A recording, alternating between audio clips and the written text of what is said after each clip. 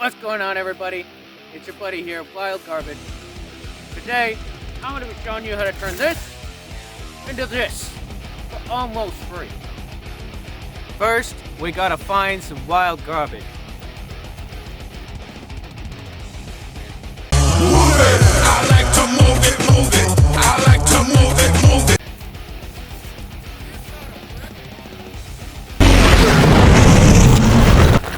Next, we gotta take it home.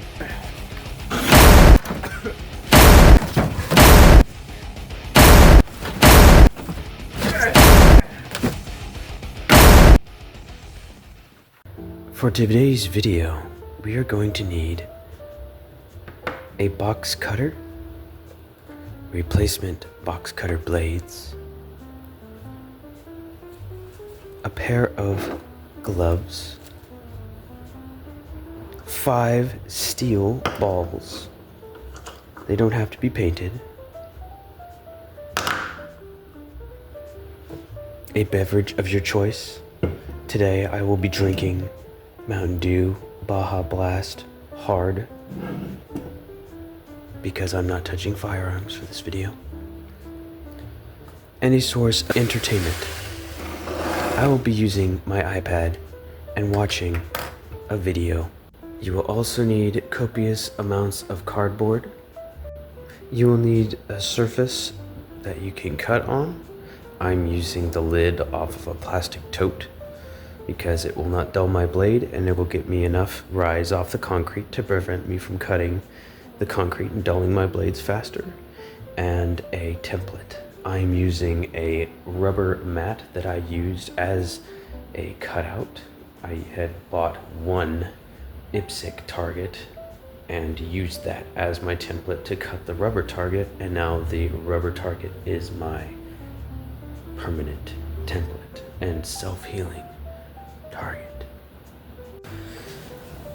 I always like to start with a fresh blade. That way I have nothing to worry about for the first part of cutting. Now you will need to switch this over, and if it starts getting really dull, you're going to want to flip it over and change the blade out if you've already flipped it once.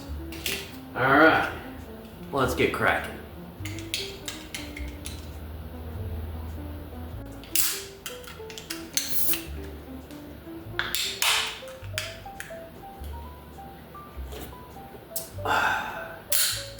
Let's get at it. So I'm going to start by getting my piece of cardboard as flat as possible, and I'm going to figure out what orientation is going to be best for the size and shape of my cardboard. So I'll start by lining up 1 inch here, see how many I can get out of it wide. Okay, I can do that. If I do this, that makes me lose a lot more cardboard, but it would be a perfect, nice and flat and nice and featureless silhouette. So it all depends on how cheap you want to go. Do you want to have a perfect silhouette, or do you want to have a crease in there but get, 3 more out of 1 piece of cardboard? If you want to recycle, if you love the environment, if you're greedy, it all just depends on your prerogative. So I think I'm gonna go this way with it, except I don't want the crease to be on the head, because then the head's going to be flapping around whenever there's wind. So probably orient it like this. And then that way the flap is on the bottom and the upper part of the torso is nice and rigid. And then that way I can just flippy flap that over there.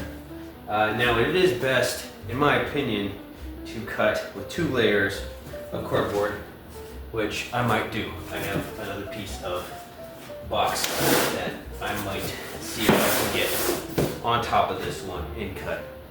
Do a 2-in-1. That way every mark I make cuts 2 silhouettes instead of just 1. It saves you time and saves you trouble. So go ahead and do that. We had a disaster. I spilled my drink.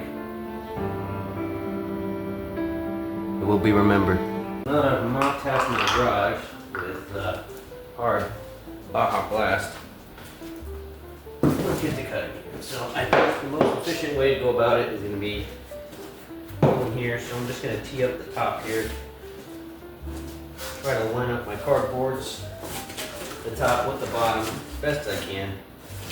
That way they're squared up, and that way your cuts are gonna be true. And we're gonna just start cutting. And you wanna make sure that you cut deep enough to get to both.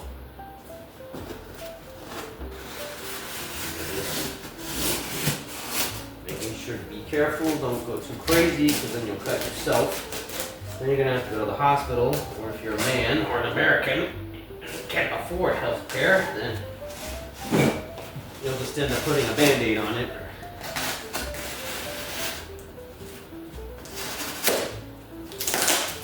Look at that, right through both cuts. Clean it up if you'd like.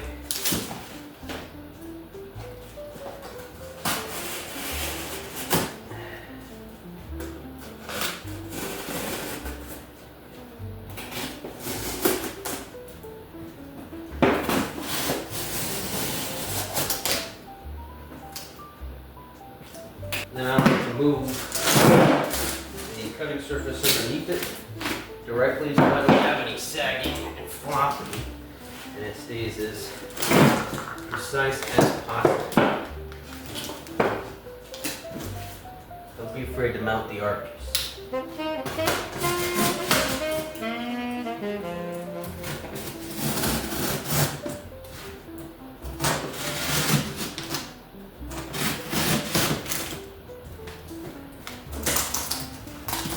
Bada boom.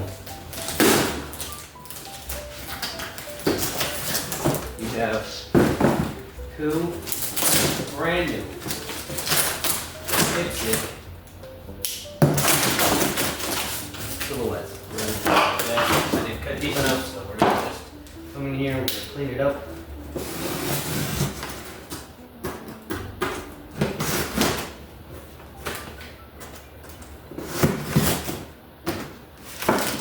So, and just keep making. Oh no. You gotta make sure you don't lose all 5 of your balls.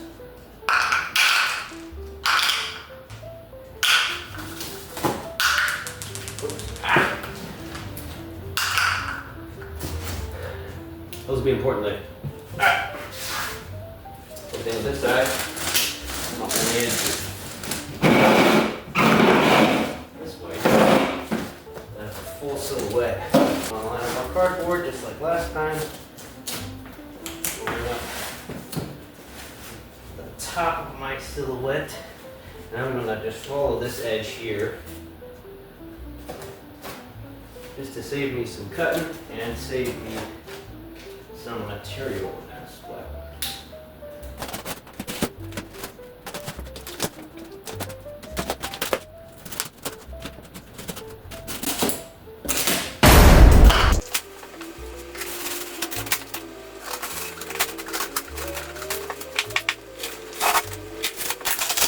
Alright. Ta-da! Just clean that up a little bit.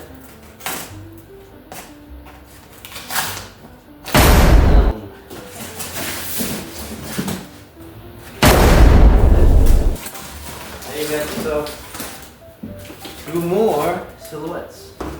I'm going to do the same on the other side. So as you can see, in a very short period of time, you can have 1, 2, 3, 4, 5, 6, 7, 8 Dipstick style silhouettes for almost free. Now, in terms of where you can get this cardboard, if you buy a large screen TV or grill or a refrigerator or a freezer, obviously it's going to come in a big box. So you just save that cardboard, you use a template, either an IPSC or something of the like, and you cut out a bunch of targets that you could shoot and throw away, burn, whenever you're done. If you are poor and can't buy large appliances like that, you can always ask nicely at your Home Depot or Lowe's or sporting goods store, where they usually have coolers and freezers, refrigerators, and stuff like that, where they have boxes, and they either pack those boxes down or they have them in the back. So you could always ask nicely if you could have some boxes.